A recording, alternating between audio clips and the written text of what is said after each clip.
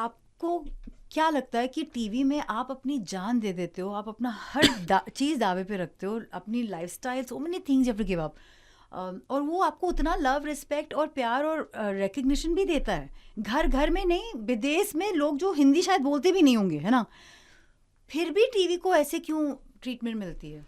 क्योंकि अर्चना, आमूमन लोगों की सोच बिलो एवरेज होती है। सॉरी टू से, मगर टैलेंट का ना तो कोई सरनेम होता है, ना कोई लोकेशन होता है, और ना ही कोई प्लेटफॉर्म होता है। एक्टर सिर्फ 2 ही कैटेगरी का होता है, अच्छा या बुरा।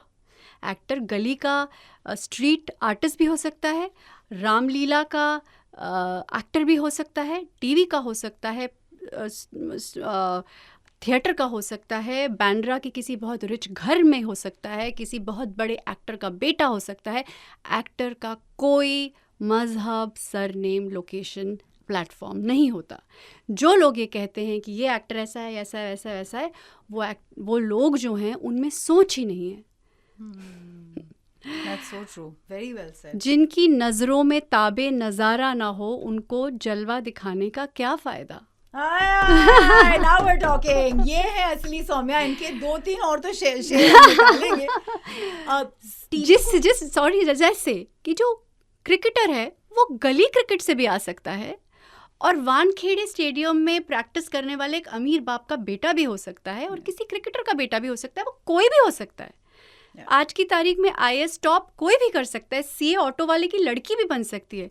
There is absolutely no location place for anyone.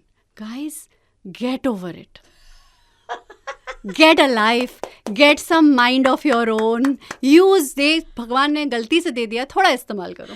पर आपसे पूछूं फिर, क्योंकि भाभी जी ने आपको वो सब कुछ दिया, बट फिर भी आपने छोड़ा, was it tough? Because उसका जो आपको remuneration था, and I know, touch wood, with the grace of God, आप कमान भी करती थी और आपको मिलता भी था, and you deserved it. मतलब वो शो का नाम ही आप पे था। Was it tough to leave that money behind? सच्ची बताइए। I wanted to leave that show for 2 years. 2 साल लग गए मुझे छोड़ने में, जब मैंने अपने प्रोड्यूसर को कहा कि मुझे जाना है, क्योंकि मुझे पता है, ऐसा लग रहा था, अर्चना, आई एम एन आर्टिस्ट, मैं सिर्फ एक किरदार से ही अपना करियर नहीं ख़त्म कर सकती। मुझ में बहुत सारे किरदार हैं, मुझे बहुत सारी चीज़ें करनी है, मुझे एक्सपैंड करना है, इम्प्रूव करना है, क्योंकि हर act, I am a student of acting, I am learning every time, I have to improve myself. और मेरे पास वही चीज़ है, क्योंकि मेरे पास कोई और बैकिंग नहीं है, तो मुझे तो सिर्फ अपने आप को इम्प्रूव करना है। I was not inspired getting up in the morning and going on the set, कि मुझे कुछ नया करना था। और I was very well paid. फिल्में मुझे इतने पैसे नहीं देती हैं, I don't get paid so much in films. मैं बहुत सारा पैसा फोरगो करके आई हूँ, it's just because I had reached a point in time in my life जहाँ मुझे लगा कि नहीं, I don't have to worry about money, but I have to be loyal to the talent that I have in me and trust it. और मैं उसको abandon नहीं कर सकती ना, उसको धोखा नहीं दे सकती जो मुझ में है, और मुझे बेटर करना है, चाहे मैं पहुंच पाऊँ या नहीं पहुंच पाऊँ, वो मुझे नहीं पता। छोड़ने के बाद लेकिन अपने क्राफ्ट के साथ बंधे रहना, एक कनेक्शन रखने के लिए आप क्या करते थे? क्या वर्कशॉप्स कर रहे थे, या अपने आप को इमेजिन कर रहे थे? क्या हो रहा था तभी ताकि वो अलाइव रहे?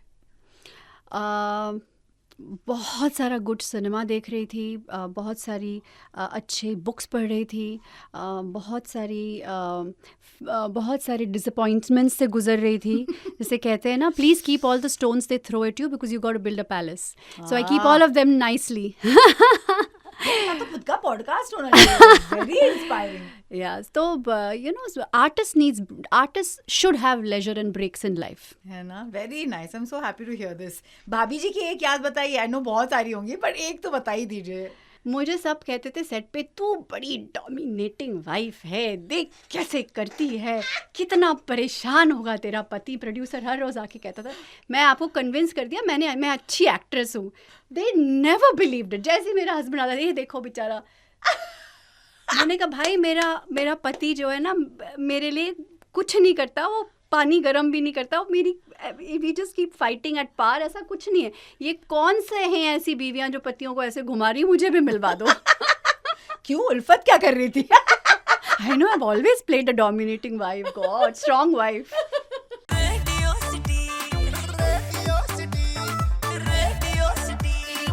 Radio City रग रग में दौड़े सिटी।